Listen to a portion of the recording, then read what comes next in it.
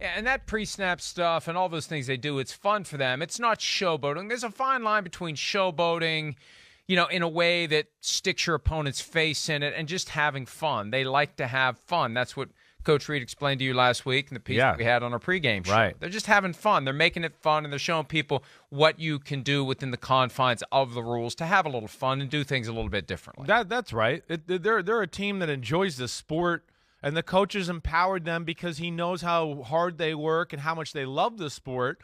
And, it's one of those places when you're there, like I told you at dinner on Friday night.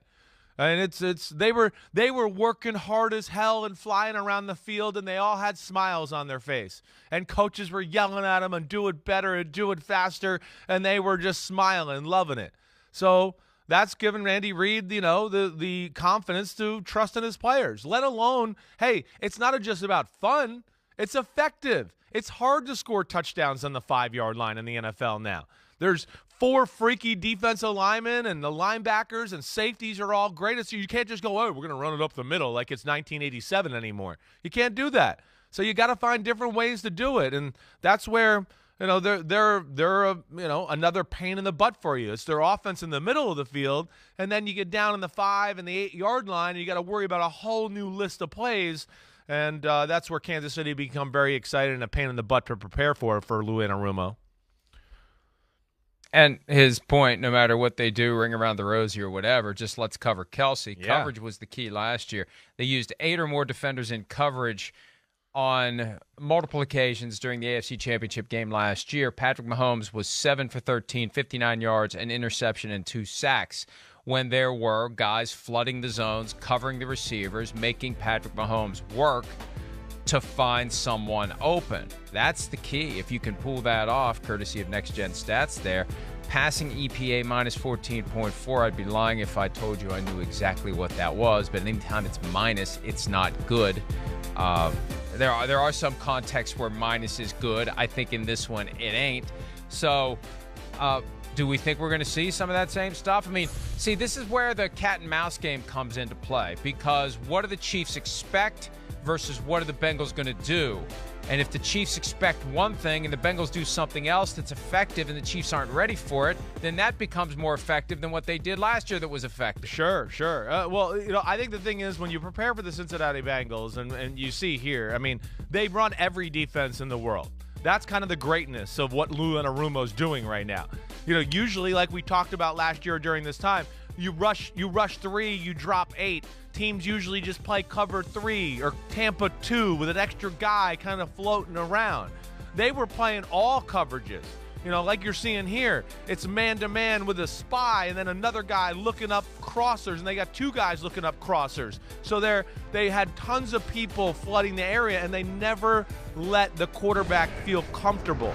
It's what they did to Josh Allen, too, last week. You never can get in a rhythm against Lou Anarumo unless you can run the ball a little bit, and then you can kind of simplify him a little. But if you're just dropping back and throwing and he gets you in a game like the AFC Championship game or Buffalo last week, and he goes, wait, it's passing 4 out of 5 times, well, you're not going to get in a rhythm or a feel for what he does. And that's the tough thing about him. But that's what's different about Kansas City than Buffalo or Kansas City the last 3 times, Mike. We saw. It doesn't have to be Mahomes magic with this team anymore. They can run the ball. They can do that. They're a pretty good screen team, too. And I think they're going to have to rely on some of that stuff to maybe get Lou Anarumo out of some of those defenses to then where they can get back to some of their basic offensive plays and have that be effective. At least that's, one of my thoughts or things I'll be looking for on Sunday. And the reality is they're going to have to be ready for Mahomes, who can still run around all over the place and make things happen and buy time with his legs and throw that crossbody pass while he's sprinting hard to his left, versus the guy who's in the pocket. Like, whatever it is, they need to adapt and adjust continuously throughout the game. And Anarumu's got to be ready for everything, and that defense has to be ready for everything. And I could see them just on the fly. We got to do this. We got to do that. He's moving well today. Let's do this. Oh, he's not moving very well. Let's keep doing that. And that's why he's really good. It's going to be one play at a time, one snap at a time. And, we're talking about last year's AFC Championship game as if the Bengals came out and beat the crap out of them. It still was 21-3. No. It wasn't working early. And the good news is for the Bengals, they didn't freak out. They didn't get desperate. They didn't give up. They kept their heads about themselves, and they kept doing what they were supposed to do, and it eventually worked out. The offense eventually did their part, and at the end of the day, mission accomplished. We scored more points than the other team. That's right. I mean, these games have been razor thin. The regular season matchup last year, I mean, it was 34-31. It came down to the wire. You know, you said the AFC Championship game. We know it went in overtime. This year, 27-24, Kansas City's in control of the game. They're kind of driving. Kelsey fumbles. So, you know, Kansas City's going to be able to sell to themselves that, hey, we messed some things up here. We could have won these games if we didn't do this and this. And, of course, they're a championship caliber type of football team. They're still kings of the AFC, you know, and at least in my opinion. I'm not ready to call Cincinnati the king yet. They're knocking on the door, and they're trying to be. But that's where I think this game is going to get chippy and personal. But you're right about this Bengals defense. I mean, again, you know, the other thing is Kansas City, of course, a way better pass-protecting offensive line than Buffalo. So that's another element as well. And the Pacheco influence is real. And they had trouble stopping the run game a little bit in the first matchup earlier this year. And also those screens were effective. You know, but, yeah, it was their meat and potatoes drop-back pass offense that never really took off if you really watch the Week 13 football game. And that's where Lou Anarumo's got a beat on the Chiefs and their offense there. And that's where it's going to be on Andy Reid and Bieniemy to, I think, come up with a few plays of like, hey, he thinks we're going to zig, so we got to zag a little bit. You know, but there's nothing they don't. Mike, they got plays in that last game. They're playing cover 3. It's 3-man rush. And then 7 guys are playing cover 3. And then they got 1 guy playing man-to-man on Travis Kelce. So they really got it all, and that's where they've been problematic for the Chiefs. And back to your original point, Mike, I don't freaking get it. I really don't. The Lou Anarumo thing to me almost seems a little bit like the Eric Bieniemy thing. Like he's a little too much of a coach. It's a little too real, and he's going to tell you too many real answers, and it's not always political, hey, make the owner feel good. And I feel like that's the reason, you know, guys like him and Wink Martindale and Eric Bieniemy aren't getting a fair shake because they're just not political BSers. And, you know, I hate that aspect of it because I think they got a lot of potential to be special if they were head coaches. Kind of like what happened with Mike Zimmer, why he had to wait so long to become a head coach. He would go in there, tell it like it is, piss everybody off, and they wouldn't hire him. But at least Bieniemy gets interviews. Wink Martindale getting an interview. Finally. No interview for Anarumo. That's Nothing. stupid. Name doesn't even come up. It almost reminds me of what happened with Frank Reich 5 years ago, where his name didn't even come up as a potential head coaching candidate until Josh McDaniels jilted the Colts, left them at the altar, and then the Colts had to scramble, and they discovered Reich, who they hadn't even interviewed during the weeks before the Super Bowl, but the Eagles had that great offensive game plan against the Patriots and won in the shootout to get the Super Bowl championship with Nick Foles at quarterback. All of a sudden, hey, maybe Frank Reich is a pretty good coach. You know, I say all the time, the awards, and we're going to talk later in the show about the finalists that were announced yesterday. That's the first time the NFL has done that. The awards that come out the night before the Super Bowl are all based on regular season only. Yeah. Feels like the coaching searches are based on regular season only, and everybody ignores the stuff that these teams do you're right. when it counts the most. Right. Why aren't you revising your list of potential candidates as you see an impressive performance in a high-pressure game? Why aren't you saying, well, you know what, we're going to pause everything here until we get an opportunity to talk to Lou Anarumo. We haven't done it yet. We're going to wait until after Sunday. If the Bengals lose, we're going to talk to him. If they make it to the Super Bowl, we'll wait until after the Super Bowl to make a hire. Why rush it if the best guy for the job is out there and we haven't spoken to him yet? It really is amazing to me. You're talking about the guy who is the football CEO of a multi-billion-dollar business, and you're going to rush to make the decision because of what? Because of why? It makes no sense, Chris. No, it doesn't. And then, like what you said, not the regular season results are good. And then you go into it and you go, oh, wait, this is the guy that stopped Derrick Henry and the Titans? Oh, stopped Patrick Mahomes, right? Had Sean McVay and Cooper Kupp and Matthew Stafford, sweating it out and having to fight for their lives to pull out a Super Bowl win. And then here we go again, part 2.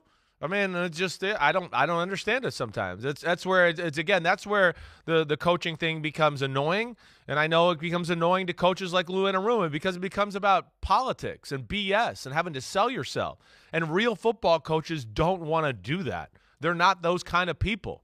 So that's where I feel for them, and hopefully someone will open their eyes or get in the ear of an owner and go, hey, you know the guy that's like, knocking on the door of like having the best playoff defense the last few years? How about we hire him and his ability to come up with game plan specific attacks on the defensive side of the ball? Very special. We haven't seen anybody do this to the Chiefs in 5 years. That's where the game is awesome. We haven't seen any. We know the Patriots gave them a tussle early on, sure, and early on in the Mahomes era. But it's been the Mahomes-Chiefs era here for the last 5 years. And now we're seeing a team here that, whoa, they got answers. And, I mean, Mahomes is only throwing for 223 yards in Week 13 and only 16 completions. And we haven't seen a team do this like this consistently. And then they got a quarterback on the other side that we're all going, wait, Mahomes has been the guy, but I don't know. Is Burrow maybe the guy? Which is a fair conversation. I get that. I mean, Mahomes is still the man in totality, in my opinion, but Burrow is knocking at the door, and certainly in that conversation.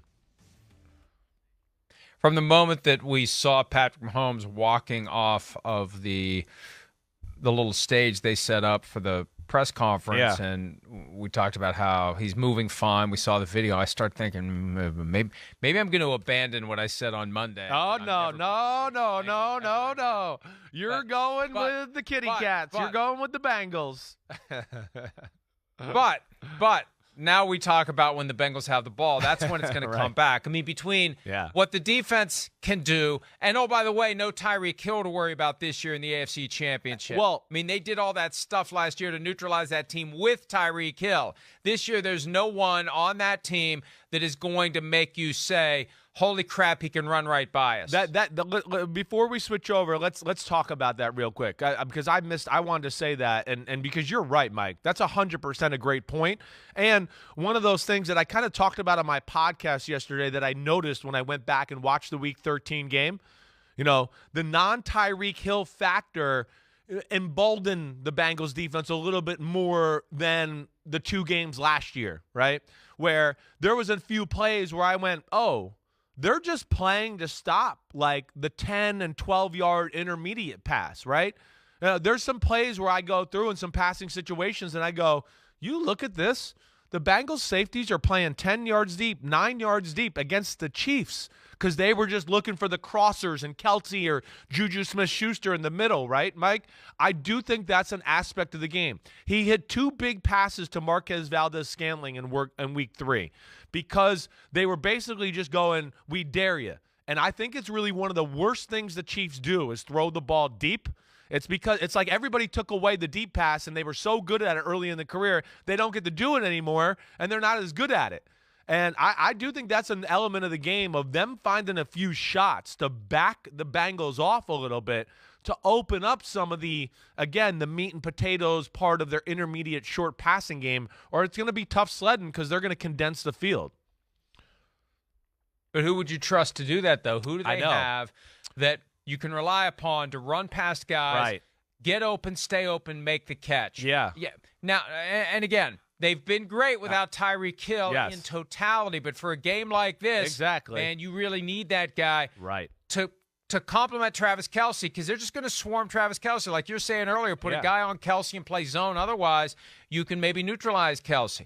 You have Tyreek Hill in the mix, harder to do. Without Tyreek Hill, easier for the defense to do what it needs to do. So another reason I'm feeling better about my pick from Monday. See, I can't. Hey, I made the pick Monday. What can I say? All right. It's not my fault. The game's so awesome. I pre-picked the Bengals. Yeah.